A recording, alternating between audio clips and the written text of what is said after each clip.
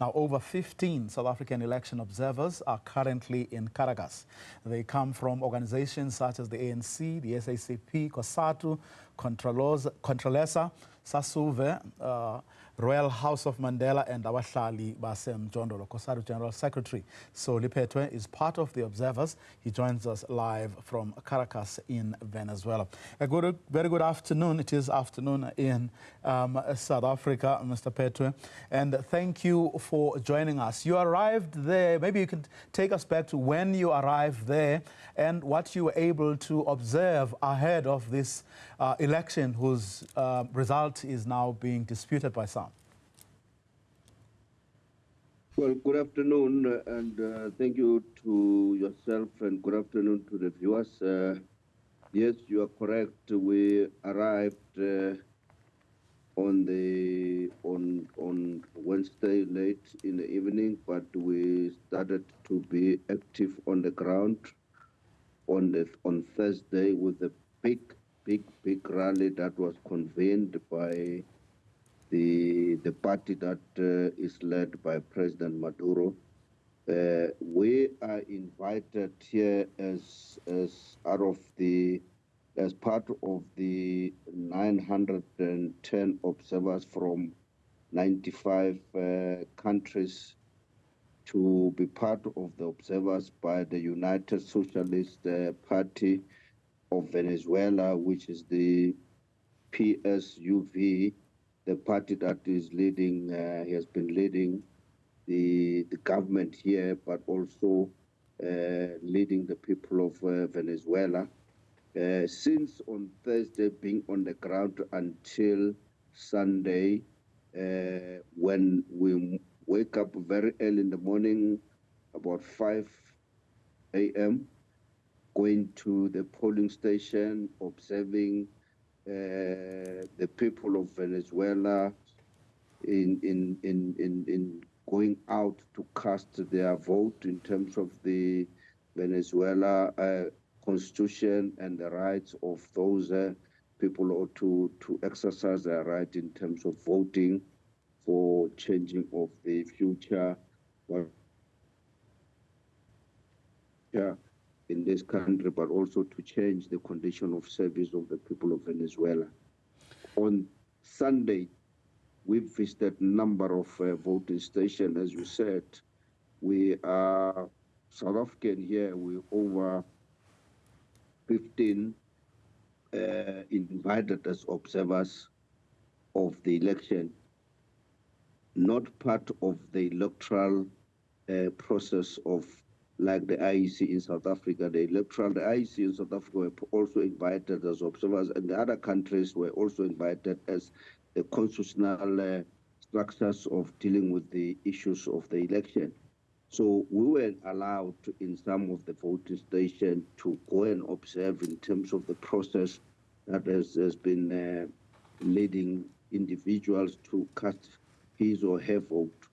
It's not like in South Africa. You go to the first process where they verify your ID. You go to another process, they verify you in terms of making sure that is it solely that is voting, is the ID linked to the face. You go to the scan, you do scan your ID. You go to another process before you go to the final one where you put your finger on the system. That system must produce or release your picture, your ID, to confirm that is you indeed. And you don't do that once. You do once or twice to make sure that the fingerprints that you are putting on the system is you. Therefore, no one can corrupt or disrupt that system. If I'm not there as a voter, that system does not work, is not opening. If you can put your finger there as Vuyo or Stephen, you put your finger there, or anybody which is not linked to the ID, it will never open. So from where we stand as Cosatu, as the trade unions, even interacting with some of the trade unions, the election has been fair and free and fair. And on that day, there was no violence or any disruption. disruption of the election, except only yesterday when the electoral office declared that President Maduro has won the election with 51.2% and other candidates from the opposition party 44.2%. And that's when we moved out there and we heard that people were shooting each other, they were closing the road.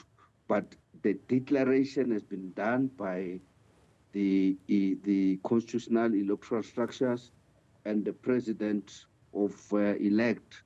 The president-elect has made an acceptance speech.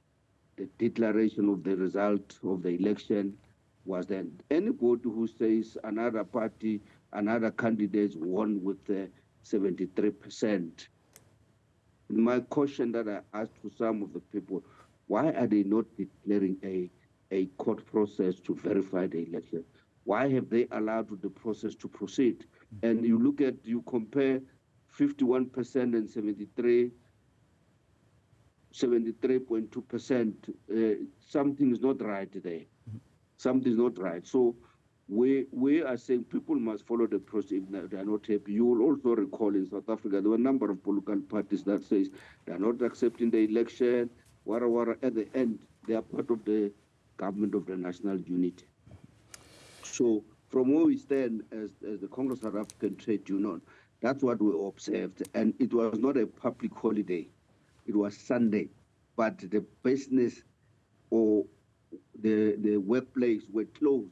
Workers were allowed. And that's one of the things that we think that as South Africans, we will take it back to the engagement ourselves, to engaging with the other structures in South Africa in terms of what we've been presented as Cosatu at NETLEC about declaring an election day as a non-trading holiday.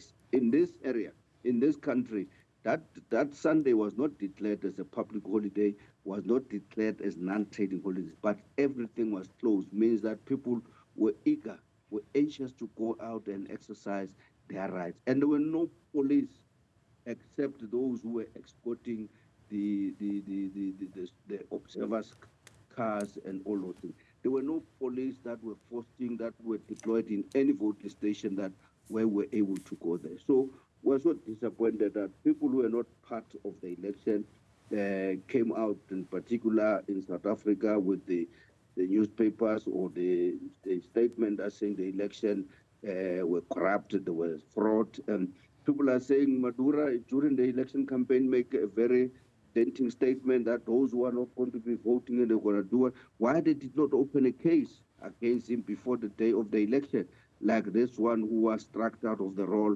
by electoral office that does not meet the requirement? Why they didn't do that? Why they waited the outcome of the election and come back and say the election were fraud and disrupted and all those things?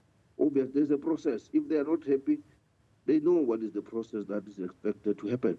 So we condemn the violence that is taking place here, and we will call that people must resist from that, refrain from that, and follow the correct procedure to declare their unhappiness in terms of the outcome of the election.